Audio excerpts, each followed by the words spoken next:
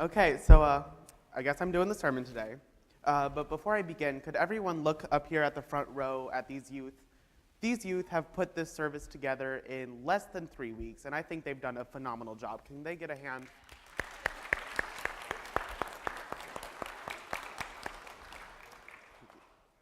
Okay, so today in the readings we read Acts 4, where Peter and John healed a man and were preaching about the Lord's powers when they were faced by priests, the captain of the temple, and the Sadducees.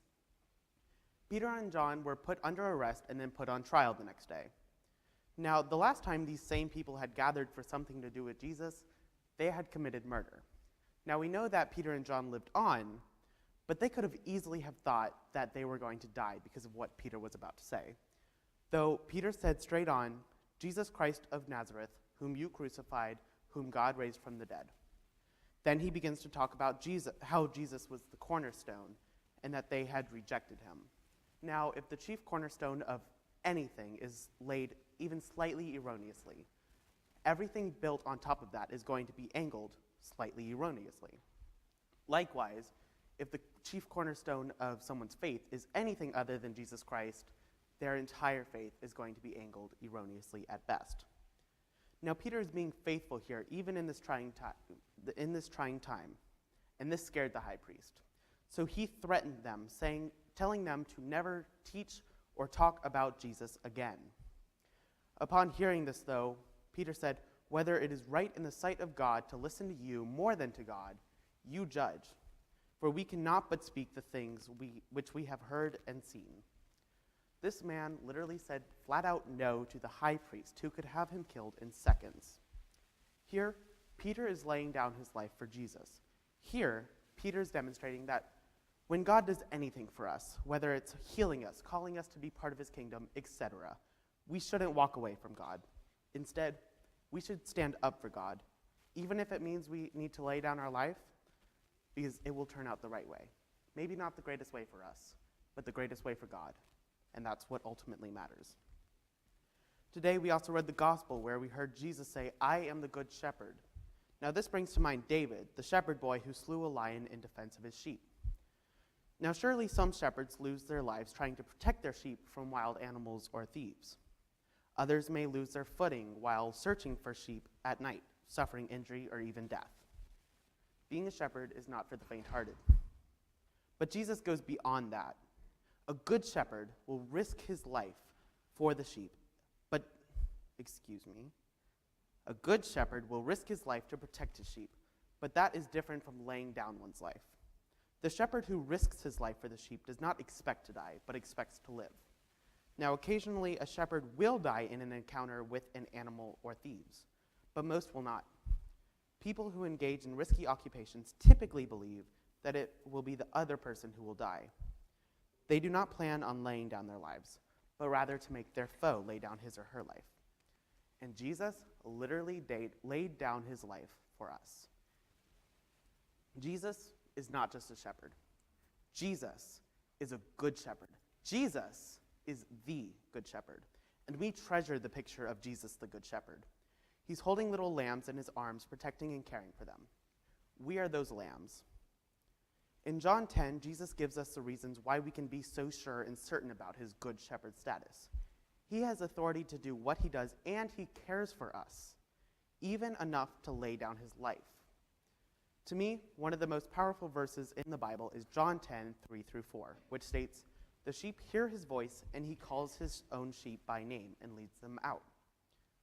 When he has brought out all his own, he goes before them, and the sheep follow him, for they know his voice." Now, in a sheep's relationship with their shepherd, the sheep know their shepherd's voice, their face, their walk, their talk, everything. But in God's relationship with us, we don't always know our shepherd's face or his voice. We have to search for it, and it's hard. I've been going to church my entire life, and I'm sure a lot of you have too, and can't hear God's voice or can't see his face.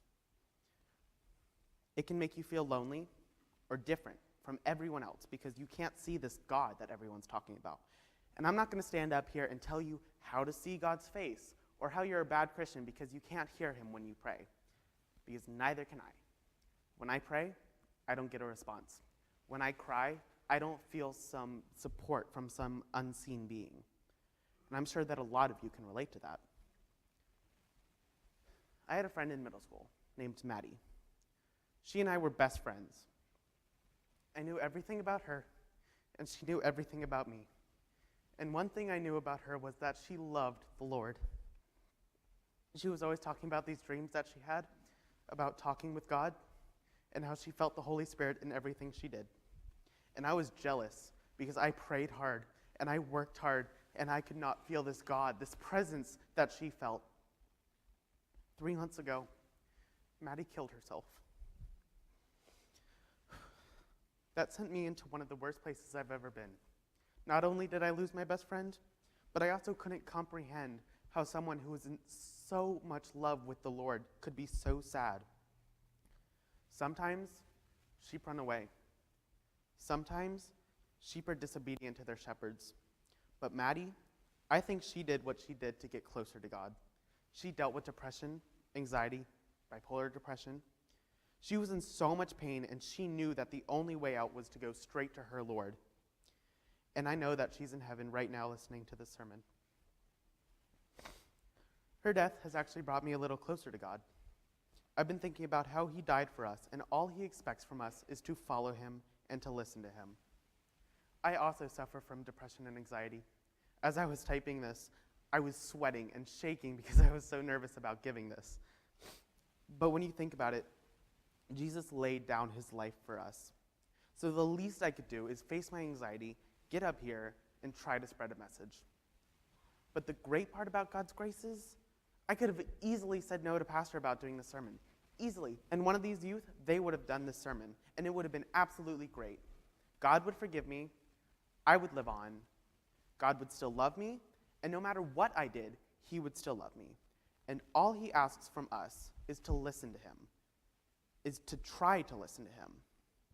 Even if you don't hear a response, just try to listen. Even if it takes you your entire life, you will get a response. Because even if it does take your entire life, that means that you would have spent that life devoted to God and devoted to hearing his voice. And that is a life well lived.